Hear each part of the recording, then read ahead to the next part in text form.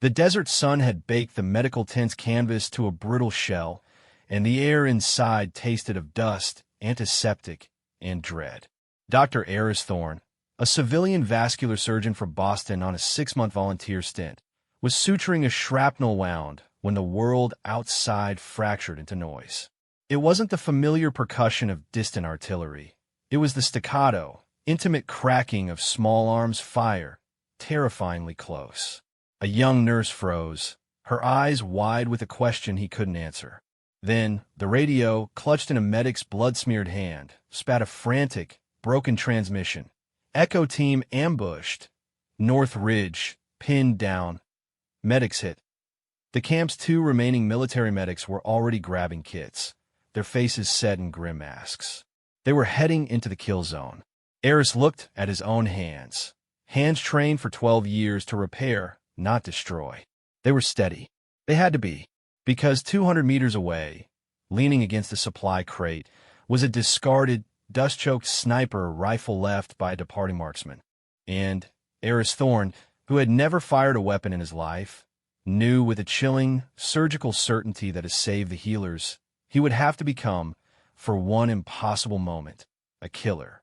The morning had begun with the quiet rhythm of controlled chaos. At the forward relief camp near the shattered city of Jalrud, the medical team worked under a relentless sun. Dr. Eris Thorne moved between cots, his civilian cargo pants and faded blue t-shirt a stark contrast to the military fatigues around him. He was here because after years in a pristine Boston hospital, he felt a disconnect. He needed to mend the broken where they fell, to see if his skills were universal. So far, they had been. He had repaired arteries by headlamp, set bones with minimal supplies, and learned the hard calculus of triage. He was checking the dressing on a young soldier's leg when the first, distant pops echoed. Conversations halted mid-sentence. Everyone knew the difference. The routine shelling was a threat they lived with, but this was closer, sharper. A Humvee skidded to a halt outside, spraying gravel. A breathless corporal burst into the tent. Ambush on the northern supply route. Echo teams caught. They got wounded. The camp commander, a grizzled major named Vance, started barking orders. The 2 combat medics attached to the camp, Perez and Jansen, began stuffing their packs with extra clotting gauze and morphine. They moved with a brisk, terrifying efficiency. Then, the radio call came. It was from Echo's point man, his voice shredded by static and stress. Ridgeline, sniper in the rocks, they've got our flank. Doc Rivers is down. Trying to reach him. A cold wave washed through the tent. Doc Rivers was Sergeant Elias Rivers, a medic beloved by his unit. The transmission dissolved in a gunfire and a cry before going dead. Major Vance slammed a fist on the table. They're targeting the medics. They know if they take out our healers, morale shatters. He looked at Perez and Jansen, who were now pale but determined. You're going in with a quick reaction force. But if that sniper is still active when you arrive, you're just more targets. Eris listened, the words targeting the medics ringing in his ears. He saw Perez, who just yesterday had helped him set up in 4-line, take a deep breath. He thought of the sacred rule. Healers were not targets. It was a rule being broken on a sun-baked ridge just a few miles away.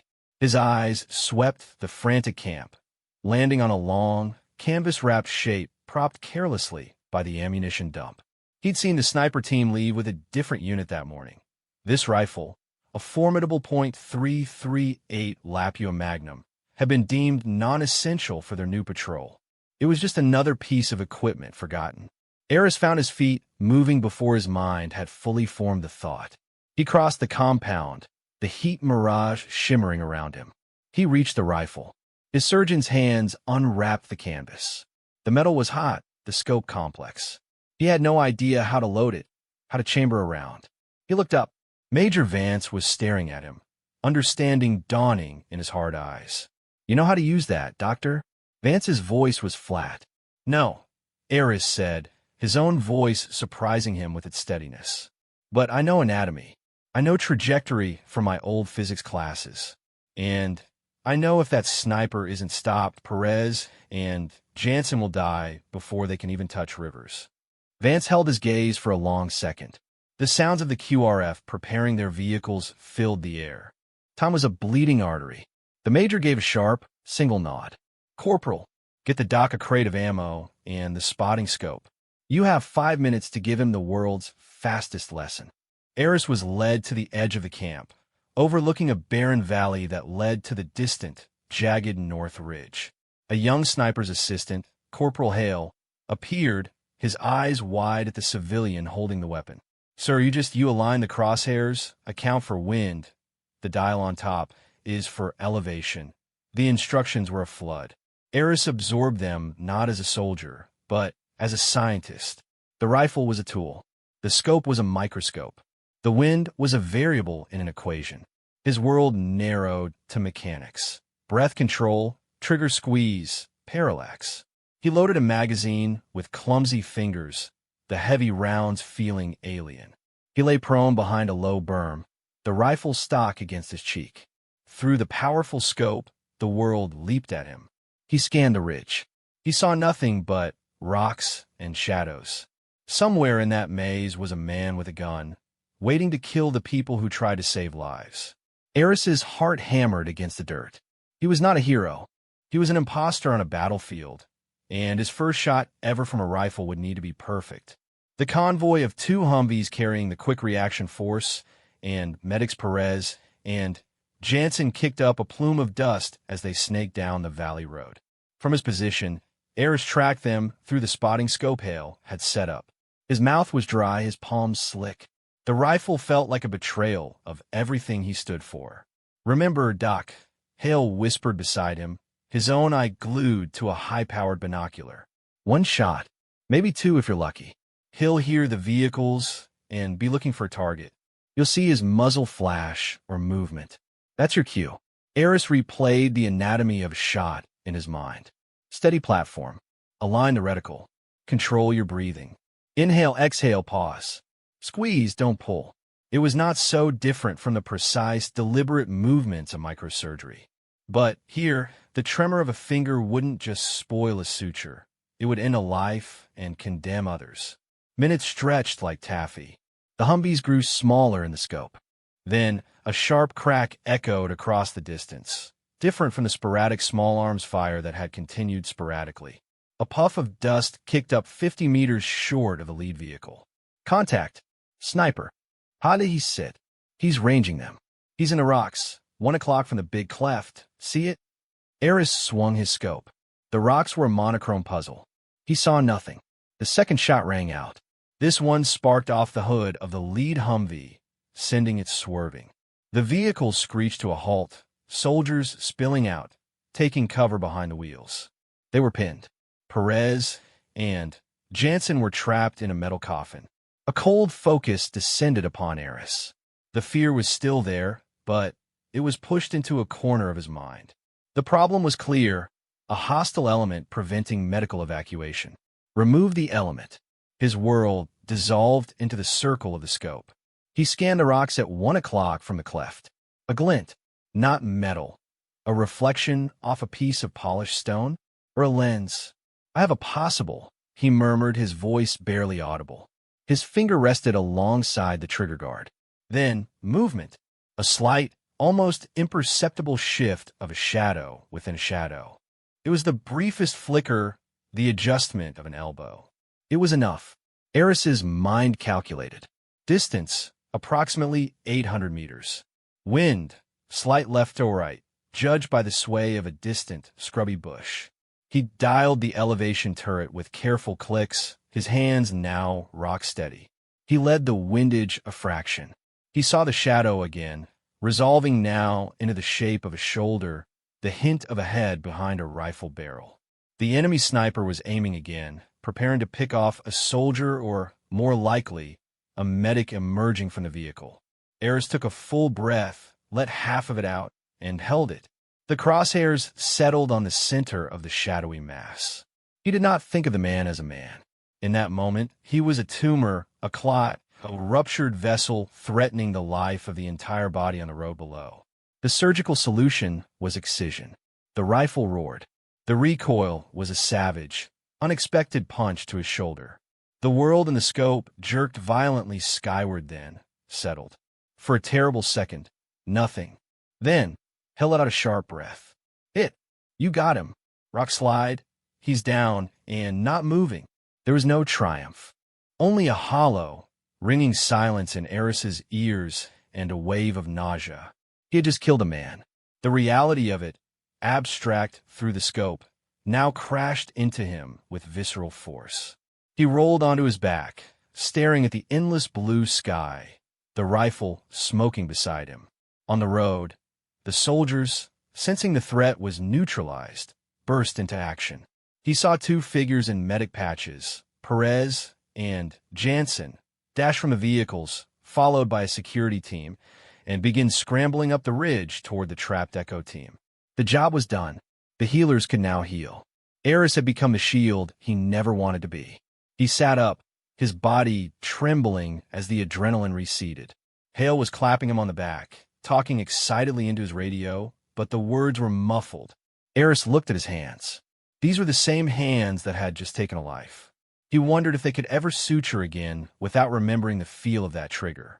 The camp that night was a different world. The muted tension was replaced by a raw, buzzing energy. Echo team had been extracted. Sergeant Rivers was alive, thanks to a tourniquet applied by his wounded captain and the swift advance of Perez and Jansen once the sniper threat was gone. He was in surgery now in the main tent. Eris had volunteered to assist, but the lead military surgeon had taken one look at his pale, distant face and gently assigned him to monitoring the post-op patients. Eris moved through his duties mechanically. He checked vitals, adjusted for drips, his actions precise but empty. The roar of the shot played on a loop in his mind. He kept seeing the shadow in the scope. He wondered about the man's name, if he had a family, what had brought him to that ridge. The justification, saving lives, felt thin in the quiet dark.